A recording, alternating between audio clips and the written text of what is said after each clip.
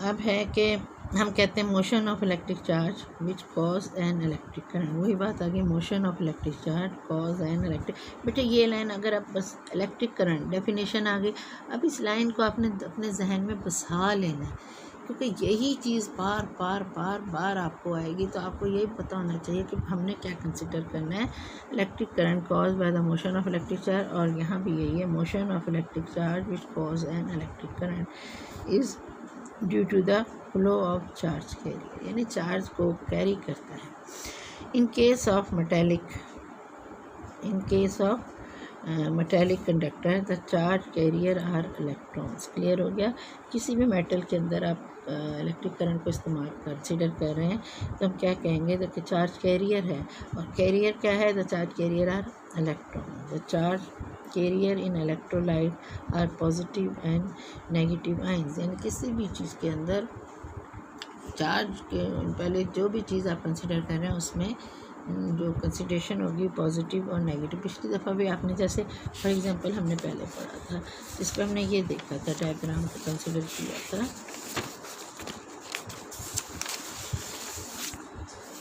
Diagram देखते जो आप लोगों ने कंसिडर की थी, ये 12.26, ठीक है ना, पॉजिटिव और नेगेटिव, यानी हमने इन्हीं की कंसिडरेशन की है यहाँ पे, पॉजिटिव नेगेटिव। तो यहाँ भी यही बात कही है कि हमारे पास जो कंसिडरेशन है वो यही है कि motion of electric charge which cause an electric current is due to the flow of charge carrier in case of metallic conductor the charge carriers are electron. जो भी कंडक्टर आपने ले लिया है उसके अंदर जो चार्ज को कैरी कर रहा है वो क्या है, इलेक्ट्रॉन। और the charge carrier in electrolyte are positive and negative ions. For example, in a copper sulfate solution, the charge carrier are copper and sulfate, and copper positive and sulfate negative ions. In gases, the charge carriers are electron and ions. अब अगर हम gases में consider करेंगे तो charge carrier electrons होंगे या ions होंगे, और अगर आपने कोई सोल्यूशन ले लिया, इलेक्ट्रोलाइट कंसिडर किया, तो उसके अंदर क्या होगा, पॉजिटिव एंड नेगेटिव आइंस होंगे। For example in copper sulphate के अंदर चार्ज कैरियर क्या है आपके, copper and sulphate, copper is positive, sulphate is negative ions. और गैसेस के अंदर charge carriers are electrons and ions. अब इसके लिए फॉर एग्जांपल अगर आप अब अगला करंट डायरेक्शन कंसिडर कर रहे हैं या इसको ही देख रहे हैं, तो हमारे पास जो है ना, अब आपको ये डायग्राम अपने जहन में अब आपने रख लेनी है। आप बेटे इसको कई दफ़ा बनाएं। इसके अंदर क्या है कि कोई भी चीज़ आप ले रहे हैं तो ये देखें, ये आपका सेल है, ठीक है, ये आपकी जो भी मेटल, फॉर एग्जांपल ये आपका बल्ब है या जो भी चीज़ आप कंसिडर कर रहे हैं उसमें से करंट पास हो। अब यहाँ आप देखें ये नेगेटिव नेगेटिव नेगेटिव, ये वायर लगी हुई है, सेल के गिर्द एक वायर लगी हुई है, और यहाँ से ये वायर एक इधर से और एक इधर से। फॉर एग्जांपल आपका यहाँ पर बल्ब है, उसमें 2 पॉइंट्स हैं, एक पर ये वायर आकर लगी, एक पर ये वायर। अब क्या होगा, ये जो इसको हम ये देखें, ये सिर्फ आपकी कनेक्टिंग वायर है, ये नज़र लिखा हुआ है ना कनेक्टिंग वायर, ये आपकी कनेक्टिंग वायर है जो इसके पॉजिटिव और नेगेटिव सेल के साथ जुड़ी हुई है। ये नेगेटिव यहाँ से और यहाँ से, और यहाँ आपने बल्ब के साथ इसको जोड़ दिया। अब हम इसको नाम दे देते हैं मेटल का। यहाँ आप देखें फॉर एग्जांपल नेगेटिव, ये नेगेटिव नेगेटिव नेगेटिव, ये सारे, इसका मतलब है जो ये है सेल के अंदर जो आपका इलेक्ट्रॉन है, ये देखें ना, इलेक्ट्रॉन फ्लो कर रहा है, इलेक्ट्रॉन है, ये क्या कर रहा है कि इस डायरेक्शन में फ्लो कर रहा है। इलेक्ट्रॉन देख रहे हैं आप, नेगेटिव टू पॉजिटिव, इलेक्ट्रॉन का फ्लो दोनों का, इसको अपना लेबल कर लेना है बेटे।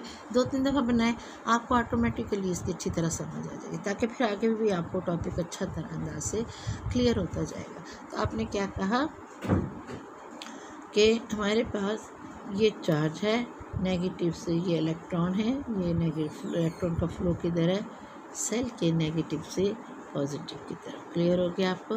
अब हम क्या कहते हैं, और करंट, अब करंट की डायरेक्शन ये है, ये करंट की डायरेक्शन है, ये इलेक्ट्रॉन की डायरेक्शन। क्लियर हो गया। और ये मेटल, इसका मतलब इसमें से दोनों चीज़ें दो डायरेक्शंस में से पास होंगी, तो एक इधर इस तरफ आ रहा है उस तरफ, इसका मतलब ये रेजिस्ट कर रहे हैं ना। ये देखें, ये करंट जो है ये क्या आप देखें, इलेक्ट्रॉन का ये फ्लो है यहाँ से यहाँ, और ये करंट का फ्लो है। क्लियर हो गया आपको। करंट आपका किधर जा रहा है, क्लॉकवाइज। करंट किधर है, क्लॉक की तरह, और इलेक्ट्रॉन किधर है, एंटी क्लॉकवाइज। दोनों की डायरेक्शन आपने याद रखनी है। इलेक्ट्रॉन की किधर है, एंटी, और करंट की किधर है, क्लॉकवाइज। बस ये दो चीज़ें याद रखेंगे, आगे आपको ऑटोमेटिकली समझ आता है। ये डायग्राम को आपने समझ लेना है। ये इलेक्ट्रॉन का फ्लो है, नेगेटिव इलेक्ट्रॉन का। मेटल में से बल्ब है, कोई भी चीज़ आप इसके दरमियान में इस्तेमाल करें तो उसमें दो तारे तो आपको हमेशा लगानी पड़ती हैं, एक नेगेटिव एक पॉजिटिव। तो यहाँ पे आपने इन पॉइंट्स पे इनको जोड़ दिया। तो ये इलेक्ट्रॉन का फ्लो इस डायरेक्शन में, ये आप इसको कह सकते हैं कनेक्टिंग वायर है, और इलेक्ट्रॉन की डायरेक्शन का फ्लो ये है। और अगर आप इधर से करंट कंसीडर कर रहे हैं तो पॉजिटिव से नेगेटिव पे, हाई टू लो।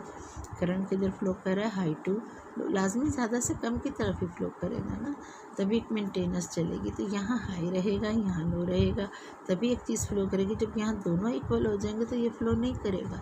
करंट कब फ्लो करेगा, जब यानी यहाँ हाई रहेगा और यहाँ, तो यहाँ जाकर ये लो में से एंटर होता है, तो उसके बाद यहाँ जाकर सेल के अंदर, उसके अंदर पावर गेन करता हुआ पॉजिटिव से, फिर करंट की जो है वो बाहर निकलता है।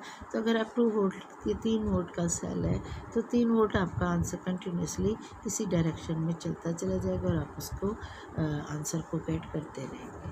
और जब तक सेल इस्तेमाल होता रहेगा तो उसकी वैल्यू चार्ज होगी उसके अंदर, और उसकी एबिलिटी चलती रहेगी। और कुछ अर्से बाद जब वो काम नहीं करेगा तो आपको खुद ही अंदाज़ा हो जाएगा कि वो उसके अंदर जो पावर थी वो ख़त्म हो गई। This is power is for source of current. ठीक है, चलें बेटे, कल मैं आपको नेक्स्ट पढ़ा दूँगी।